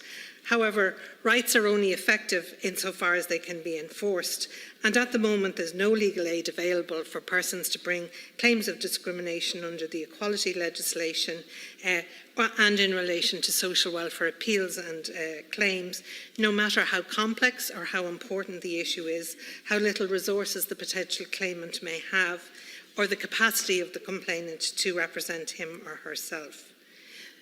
The Minister for Justice can enable the Legal Aid Board to provide legal aid in discrimination claims and in social welfare matters by simply designating the Workplace Relations Commission and the Labour Court and Social Welfare Claims and Appeals Officers within the Civil Legal Aid Act. So it doesn't need legislative change. There is also a misperception and a lack of clarity as to the extent to which the Legal Aid Board can deal with issues of housing. And we believe there's nothing in the Civil Legal Aid Act which stops it providing legal aid in cases dealing with the legal responsibility of local authorities and the state in relation to housing and homelessness. The Legal Aid Act, however, does need to be amended to ensure that legal aid is available in eviction cases, and FLAC has furnished to the Minister an amendment which, if enacted, would ensure that legal aid would be available. We also note that the number of complaints under the equality legislation to the Workplace Relations Commission in the Equal Status Act is reducing, which is surprising. And the number of discrimination claims against licensed premises has plummeted since the jurisdiction was transferred to the District Court, even though legal aid may be available for claims against licensed premises. And we would like the committee to recommend that the Legal Aid Board would engage in an information campaign about legal aid entitlements in housing and in discrimination claims against licensed premises, and also that the committee would recommend a targeted, coordinated information campaign about the important provisions in the equality legislation by bodies such as IREC, the Workplace Relations Commission, the Citizens Information Board, and coordinated with traveller NGOs. In relation to accommodation, FLAC recommends that the Senate committee seek a commitment from the Minister that when the report on the expert review group is published, that immediate steps would be taken to implement its recommendations. In relation to standards and traveller-specific accommodations, we would recommend the immediate review of guidelines published in 1998 in relation to traveller accommodation, and also to extend the standards that are there for rented housing under the Standards for Rented Housing Regulations 2019 to include halting sites, including transient, temporary and permanent halting sites. There's a range of legislation that allows for summary evictions, and in our submission we're calling for the Minister to review such legislation to ensure that, except in the most exceptional of circumstances, a family home can never be interfered with without the absence of a merits-based determination by a court, and an onus has been put on the local authorities to offer alternative appropriate accommodation. We echo previous submissions that the positive duty is a very important national mechanism for mainstreaming equality and human rights for travellers. And we believe that the very broad range of public sector bodies who are covered by it won't be able to establish they've complied with it unless they engage in meaningful ongoing consultation with groups representing the discriminatory grounds that are covered in the equality legislation. In relation to hate speech, we would ask that the committee would ask, why does Ireland still have a reservation in relation to Article 4 of CERD, which deals with incitement to hatred? And we would also ask the committee to recommend that Ireland should incorporate the convention into Irish law. In relation to fair and accurate treatment in the media, Actions in defamation are expensive and are very difficult to pursue, and there's a blanket exclusion of defamation proceedings from the Civil Legal Aid Act, which means in effect that defamation claims under the Defamation Act are only available to people with significant resources. Further, the protections afforded by the Defamation Act is limited only to protect individuals or a corporate entity targeted. So more generalised hate speech against a group isn't in fact covered. And we would recommend that this would be reviewed to provide a civil remedy for groups who are targeted by hate speech.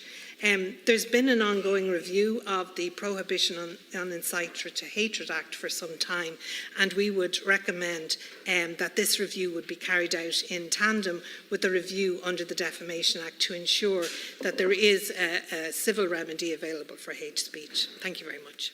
Thank you, and thank you all for your interesting contributions. Now, in view, we have to be out of this chamber by 2:30. What I propose to do now is I'm going to take questions from senators. I'm going to limit them, because I've got to come back to you. I'm limiting them to 2 minutes each for a question, not a second stage speech, as we had earlier, and I'll start with them in the order I have a few here. No, Patrick O'Cadic is first. Patrick O'Cadic, he didn't speak. You're very, very welcome. It's great to see you here. Thanks for coming along, and Colette in particular. I'm timing now, and I just want to... All right, I'll be very, very quick. A question, yeah. A couple of areas. If you could just give us 2 or 3 points on the following key areas for me.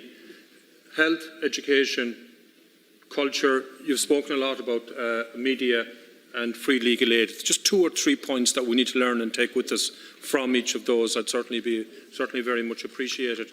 And just one last thing. There was a fellow from Galway who, where I'm from. Actually, I'm part of a minority as well. I had to learn English. I grew up speaking Irish, the Connemara Gaeltacht. And quite frankly, I believe there's racism against us as well in the Connemara, in the Gaeltacht regions. We've up to 40% unemployed in many cases. Up to 40% of people don't even go to secondary school in some of the Gaeltacht areas. But one brief story. There's a young man who made me really, really proud as a Galway man back in 1996 in the Olympics in Atlanta. You know what I'm talking about? Francie Barrett.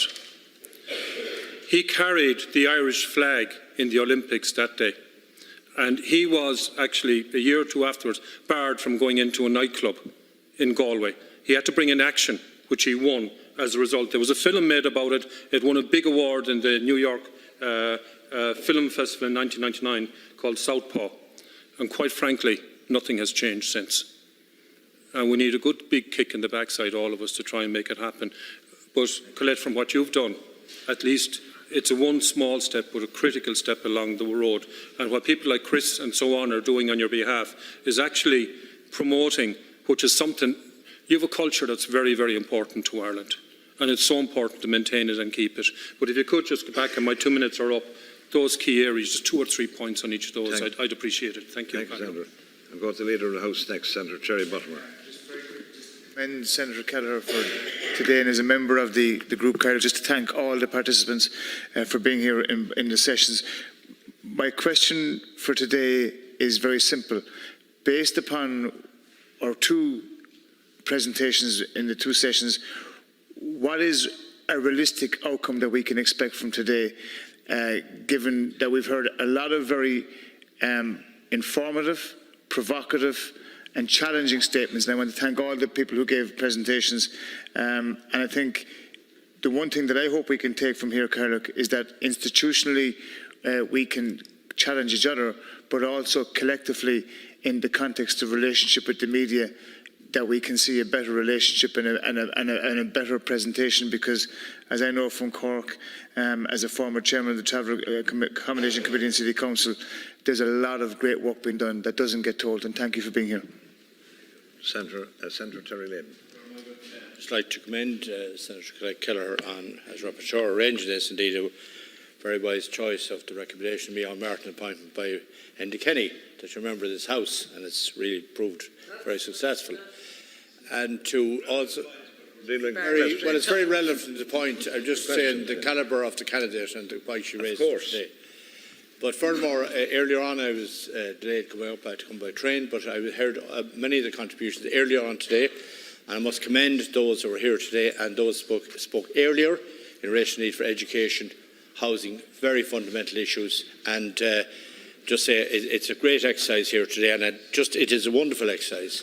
And I heard all the contributions here today, and I just think it's most enlightening, and I'm not going to respond to any or all. I'm just going to put one question, very short question. The former teacher, Kenny, made a statement in Dáil on Wednesday, the 1st of March 2017. He announced formal recognition for travellers as a distinct ethnic group within the state. Many years travellers communities had campaigned for this, to have their unique heritage, culture and identity formally recognised by the state. Has there been any legislation to bring that into reality? It was an aspirational statement made by the Taoiseach, but to my knowledge, there has been no really follow-up on a legislative basis. I'd like a response to some very people here that know the situation. I'd like to get a response to that. Thank you, Senator. Senator Lynn Rowan. So I'll be brief, but there is 4 questions aimed at different people. So Marie, Oein and Rose, I suppose I can pack my questions to you, which you answer them slightly different, but they're kind of along the same thread in the sense of how is the mainstream movements in each of those areas failing when it comes to being culturally sensitive, I suppose, to the issue of gender, the issue of LGBT, and then also whether it be invisible disabilities like autism, because obviously there's huge movements, there's been huge kind of progression in the mainstream in them areas, but it has failed, I believe, to have that intersectionality and that understanding of the cultural aspect that it also is in gender or LGBT or in terms of disability. So I'm wondering, what can the mainstream groups do better to work and be more inclusive and be more progressive, I suppose, in our policies and our efforts to actually make sure that all people are included, but also understanding that there is cultural differences and respecting them. My other question then is for Lynn Scarff. In relation to the collaborations with the National Museum of Ireland in terms of traveller participation, traveller given their experiences, their times, their contributions, you spoke about, I suppose, equal leadership and collaboration between the groups. I'm wondering how many travellers are employed officially throughout them processes, and are travellers actually being paid for their time, experiences and the resources if there is an equal partnership between the National Museum and the travelling community. My last question then is to Karl Kitching, which around the funds of knowledge. And I'm just wondering, I think it's all well and good saying, we set up like a commission in terms of teachers research in the travelling community and stuff, but has kind of history not proven that anybody that moves into those areas in terms of researching given their time already care? And the thing is that our schools are covered across the country with people that hold huge prejudice and don't want to actually teach traveller kids. So how do we actually get to them? Because I think if you're willing to engage in the funds of knowledge piece, you obviously already care enough to even challenge yourself in that position where there's obviously huge portions of teachers that won't even make that, I suppose, progression into looking at how they carry prejudice or unconscious bias into their classroom. Thank you. Thank you very much. Senator Alice Mary Higgins. Just want to thank all of the speakers, and again I'll try to be brief. Some of the points I think... Question, please. Question. It is questions, it is, but the issues that were brought up very well, I think, in discussing prejudicial language in the media and hate speech and all of the framing of debates and allowing of debates. I was very struck by the debate that was, where you had a conference that wasn't covered, but an individual incident will be covered.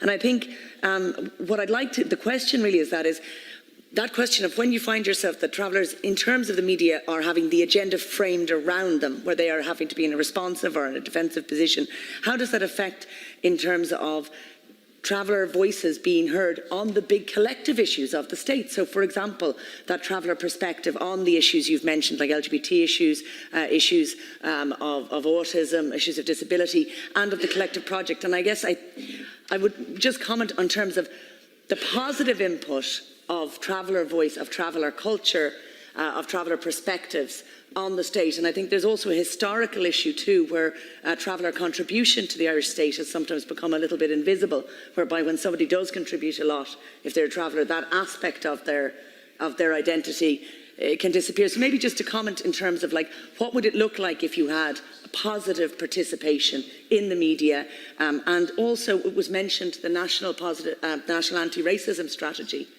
And the national anti-racism strategy, we of course used to also have the National Consultative Committee on Racism and Interculturalism. We had all of that 10 years ago, and I'm just 11 years ago now. And I'm wondering if you could comment on if you feel those kinds of infrastructures, like a National Consultative Committee on Racial and Infrastructure, something similar, what should be in place now in terms of national anti-racism strategy as well.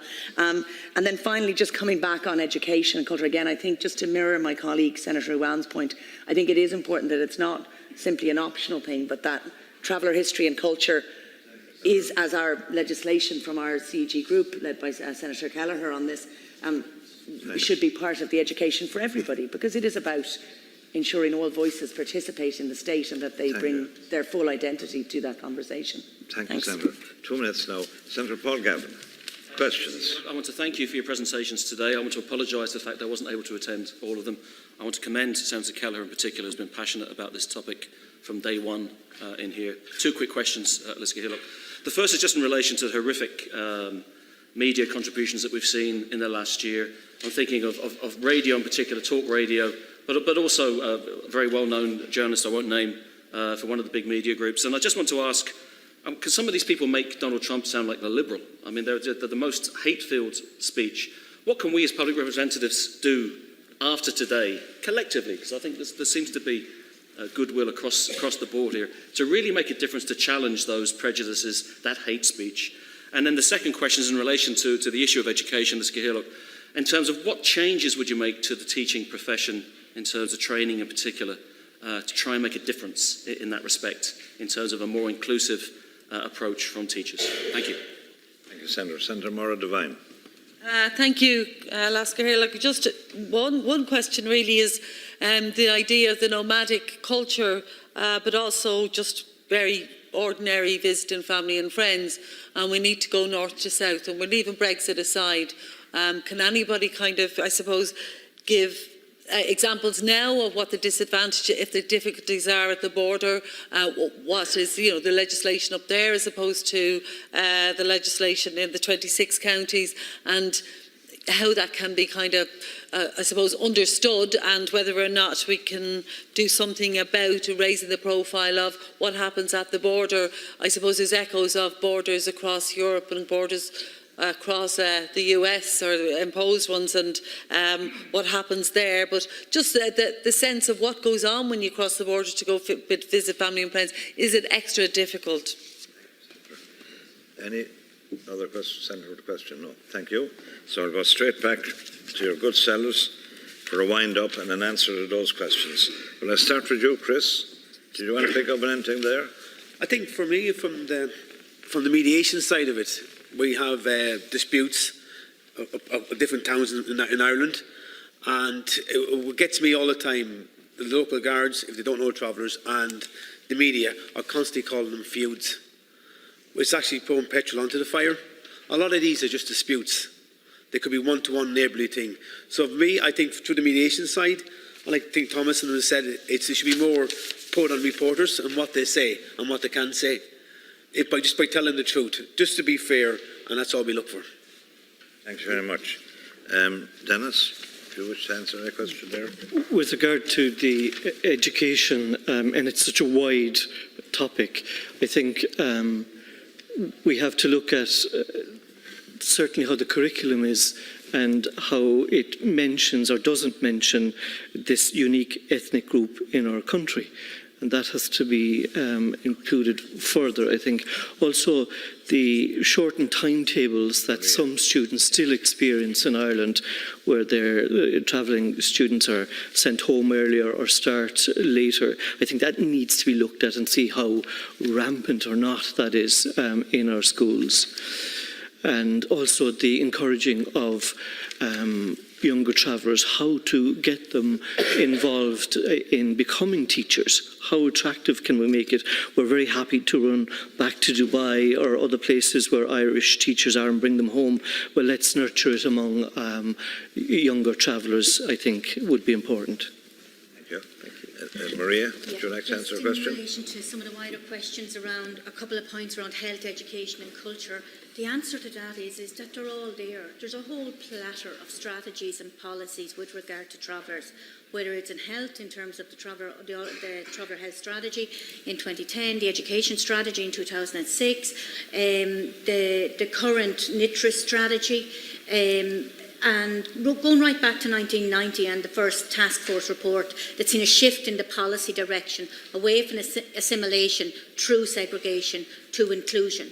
The reality is we've not seen implementation of those recommendations, and that's really unfortunate. And in terms of education, very briefly in terms of it, we've saw a number of hearings with the Joint Oireachtas Committee on Education and Science since the beginning of this year. They've published 2 reports last week, one on the wider issues pertaining to the disadvantage with regard to traveller children in secondary level and third level, and one on reduced timetables. We need to see implementation of the recommendations contained in those reports in the education strategy and with regard to the NITRIS strategies on education.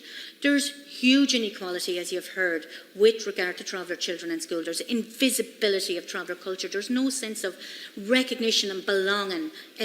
So there needs to be also a stamping out of discriminatory practices within schools, in terms of enrolment policies. And there was an opportunity in our legislators to do this last year in relation to enrolment policies that disproportionately impact on traveller children and other groups of children, but traveller children in particular, where there isn't a previous history of education involvement. So therefore, if your father or your older siblings didn't go, you're immediately excluded.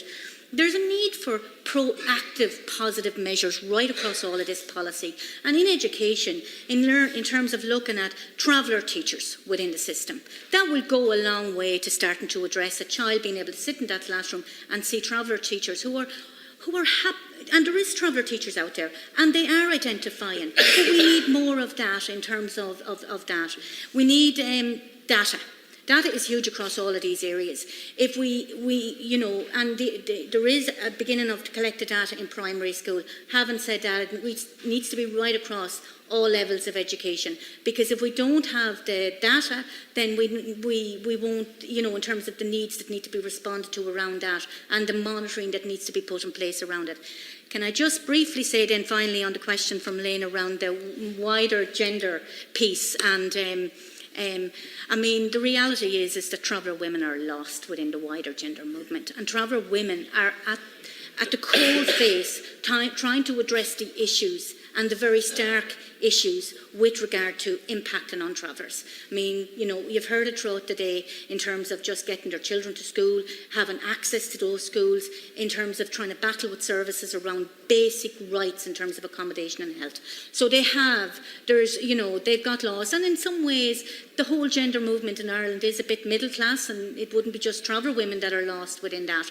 But I do think, and there is solidarity from some groups out there, but there needs to be really looking at the wider gender policy. And when you talk about quotas and systems for gender, they need to have diversity within those quotas. There needs to be traveller women quotas within those.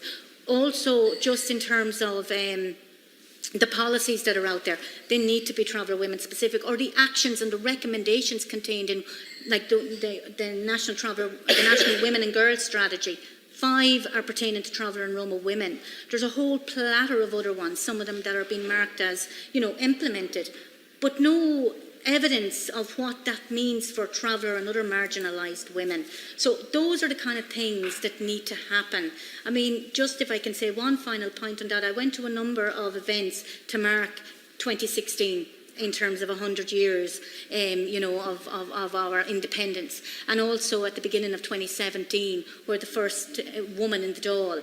And I was standing there in one of those where President Higgins, your father, was talking, Eilis, and it just struck me, we're still without the visibility of traveller women across all of those structures, as you've heard here this morning.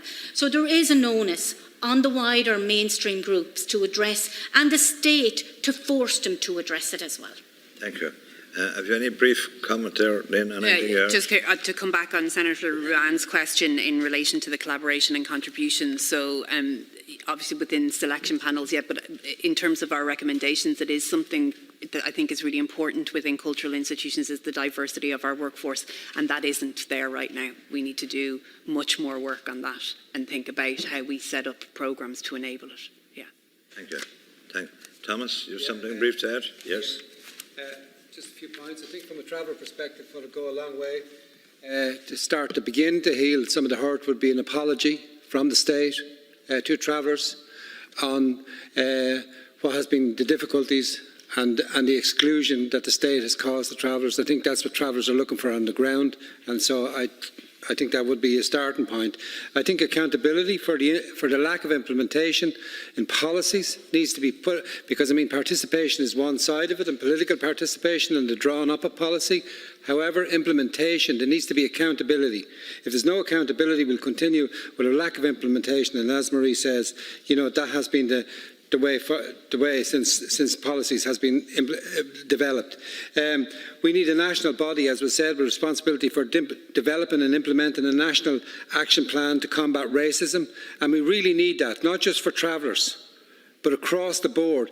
This society is a multi-ethnic society, and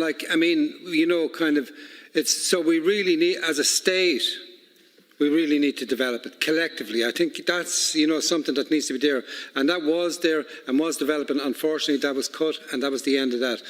In terms of health and other services, an ethnic identifier for travellers. Travellers has been, and traveller organisations has been calling for years, for at least 10, 15 years, for an ethnic identifier across the services, but particularly in the health services, in the mental health services. We can't get the figures. So how can you plan a service when you can't really get the exact figures? And we're not talking about individuals, we're talking about the numbers of the community. And the last point I'd make in that is the implementation of the All-Ireland Traveller Health Study, which was carried out with a lot of travellers across the country, and still is sitting there on the shelf. So thank you very much. Thank you, Thomas. Oein, any brief comment in response? I'm trying not to repeat any of the good points made by people, but I just have a few. One was in regards to ethnicity. I think that that's a discussion that we can continue to have, but at the moment, as a community, we are struggling to even get basic supports, accommodations, healthcare. So I think that sometimes that's why ethnicity is incredibly important. Our basic needs are still not being met. Next would be the importance of inclusion within the institutions. That can't be underestimated or undersaid. And also regarding the LGBT overall movement, travellers are not a part of that. We're visual every so often at pride parades and one or two events, but sometimes they're actually very anti-traveller. Is almost asking usually young, cis-gendered men, how badly have other travellers treated you? So the actual narrative is an inclusion, and we're kind of looking at the current strategy. The engagement around travellers around the LGBT kind of strategy is very, very weak. And I think that itself is a testimony. That itself is, and also how are they actually including us with the formations of those policies? And the next would be the hate speech legislation. I think that everyone today totally agrees with that. But I actually also really thought the point of nomadism and the borders would be very interested and very interesting, because we can't even move. Most people don't even consider the border. We're not a community that is allowed to be nomadic. Even my local TAP programme, there is which is currently in draft, thankfully, so we have a challenge to push back. It's only for those indigenous to our local county. They're terminating temporary sites, and there is no mention on the idea that travellers can't travel. And I think that's a much wider discussion. So I think while Brexit is going to have an impact on us, I think that at the moment we're already in crisis. Thank you, Carl. Oein. Carl, any brief comment? No? Okay. In response to what you've heard. In response to the education questions, Senator Ruan asked there about funds of knowledge. I suppose there's an action in the nature strategy and in the migrant integration strategy around anti-racist and intercultural education, professional development for teachers. I haven't seen it happen. It's something that needs to be prioritised, but unfortunately, again, it's something that's sitting there on a shelf at the moment. In terms of getting people who otherwise would not be that interested to get involved, I suppose that training, first of all, needs to be mandatory. And second, the inspectorate, I mentioned the Schools Excellence Fund as an example of how of a parallel, as an example of something that this could emulate. The inspectorate are very much involved in that, and I think having the inspectorate very much involved in working with schools to fund applications would incentivise it for schools and communities to work together. I would be the first to say that sometimes you're preaching to the choir, and that it can be very, very difficult to get people who ultimately are otherwise not interested.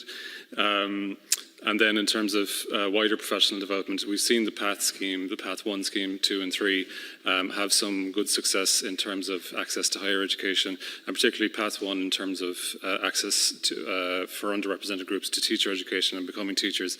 We really need to support and expand the PATH schemes, and particularly, focus on, I suppose, the experiences of traveller teachers in that respect. More needs to be done. So I think there is a lot of good recommendations out there. It's about actually making them real. Thank you, Carl. Brief response to any of the questions, Rose. Yes, I suppose the most important thing saying that I'm raising the voice of autistic travellers is that no policy, no legislation going forward is developed or designed or implemented without their input. Otherwise, we are doing an injustice to the most vulnerable voice in the fact that it's not being heard, and it hasn't been heard. In terms of education, I agree with the good points that have been said, that it must be a really inclusive setting where travellers are welcomed, celebrated, and that goes across the board within the educational curriculum. And also, teachers should not be qualified as teachers unless they have undergone mandatory training on what it is to be autistic and what it is to be a traveller, and how that impacts on the child's life, and how to appropriately teach that child with that within context of teaching. Very important point as well, just to pick up on where Oein left off on nomadism. As you rightly put, we are not able to move north, south, any corner of this country. The 95 Task Force of the Travelling People did identify that 1,000 units of transient sites would be developed. Under 50 have been developed. They're not used as transient sites. It is illegal to be a traveller. It is illegal to travel. Therefore, our culture has been eroded, wiped out right under our noses. Without our meaningful consultation, if we do travel, we are faced with evictions from pillar to post, one corner to the other. If we try to engage within the mainstream residential caravan parks, we face discrimination. That is not even our culture. If our ethnicity was recognised on the 1st of March of 2017, let that mean something. Let that mean that we can have our culture. Let that mean that we don't die anymore without having the right to be nomadic. Let us travel rightfully across the land of our Ireland. Okay. Brigid and Louise, have you a brief response to any of those questions?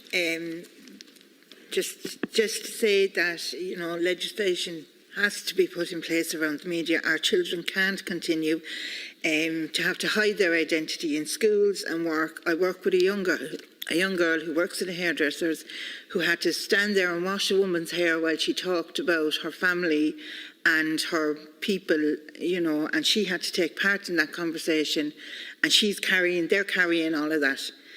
So having to justify your community all the time is having a huge effect on our children's mental health. Thank you very much. Did you want to conclude? Just a couple of comments to senators who asked the question about what might it look like with a more positive environment in the media. I suppose just to say, communication around culture can also be done with partners around museums and other cultural institutions. Our submission includes some examples of how that might work, because I think you've got somebody else validating and supporting. However, around the media, we mentioned it, the National Traveller Roma Inclusion Strategy recommends a targeted traveller and Roma communication initiative. It's really needed, because at the moment it's kind of at the mercy of individual journalists and their own approach. Some kind of sanction system, be it through hate speech legislation or others, for you heard the examples Brigid read out where people are basically inciting murder against travellers, and there is nothing that can be done except report. The other part about, a platform for travellers to come together with the media people, and set standards and training for, maybe for traveller projects to learn more how it works, but definitely for journalists and media. And I suppose the other thing just to say is the Citizen Traveller campaign was run a number of years back, and that was a big national communication strategy around the many positives, and it gave visibility. And I was struck recently talking to one of my colleagues who'd be a traveller woman, who's been an activist for many years, and she spoke about as a young woman, it made a huge, profound impression of her, just seeing that positive visibility around identity and culture. So I think it involves partnership, and it definitely involves some kind of sanction mechanism and standards. Sorry, Eilis, we're up against the clock. Have you any concluding responses to any question? I suppose I'm going just... to have to answer. Okay. The recognition of traveller ethnicity didn't actually require specific legislation, and there are significant rights for travellers that are there in the equality legislation, in the housing legislation, but they're not being enforced, and that's why legal aid is so important, and it should be extended to discrimination claims, and there should be a clear entitlement to legal aid in housing cases. Thank you. And now I call on Colette, our rapporteur, for concluding remarks. You all spoke so eloquently and brilliantly that I'm not even going to attempt today. Thank you, Maura, to kind of capture it.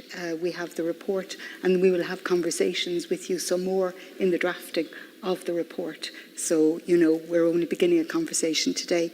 There's so many challenges and so many heartbreaking, hurtful, dreadful stories that unfortunately people feel obliged to share to make us move. And to move us. But I suppose I also want to hold on to hope. And there's a poem that always kind of gives me some kind of comfort when I'm feeling that, the world is against us. And it's called Sometimes by Seanad Pugh. And she says, sometimes things don't go after all from bad to worse. Some years muscadel faces down frost. Green thrives, the crops don't fail. Sometimes a man aims high and all goes well. Sometimes people will step back from war, elect an honest man, decide that they care enough, that they can't leave some stranger poor. Some men become what they are born for. Sometimes our best efforts do not go amiss. Sometimes we do as we're meant to. The sun will sometimes melt a field of sorrow. That seems hard frozen. It may happen to you.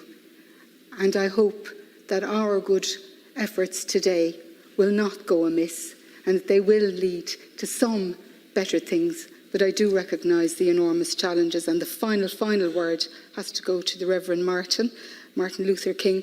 He says, I refuse to accept the view that mankind is so tragically bound to the starless midnight of racism and war that the bright daybreak of peace and brotherhood can never become a reality. I believe that unarmed truth and unconditional love will have the final word. Thank you, Colette. On behalf of the Seanad Public Consultation Committee, I thank you all for your worthwhile contributions here today, and I think it's been a worthwhile session, and I think we've all learned a lot from it. There's a lot we can take from it, certainly. And we will look forward to getting down with Colette, who will be doing a report. Full account has been taken of today's discussion, and will, when the draft report is being prepared, copies of the final report will be sent to all of you. Before the public hearing on this topic concludes, I wish to put on record my gratitude to all members of the committee for their hard work over recent months. In particular, I thank, of course, Colette, who proposed this topic for discussion and who has worked extremely hard in the background in preparation for these hearings. I also wish to sincerely thank all those who sent in submissions to the committee and to the witnesses who appeared before the committee earlier, as well as your good selves. And I wish to express my gratitude to the Secretariat and to Brigid, particularly from the Seanad office, for their valuable input into this public consultation. And we will now adjourn sine die. This is that.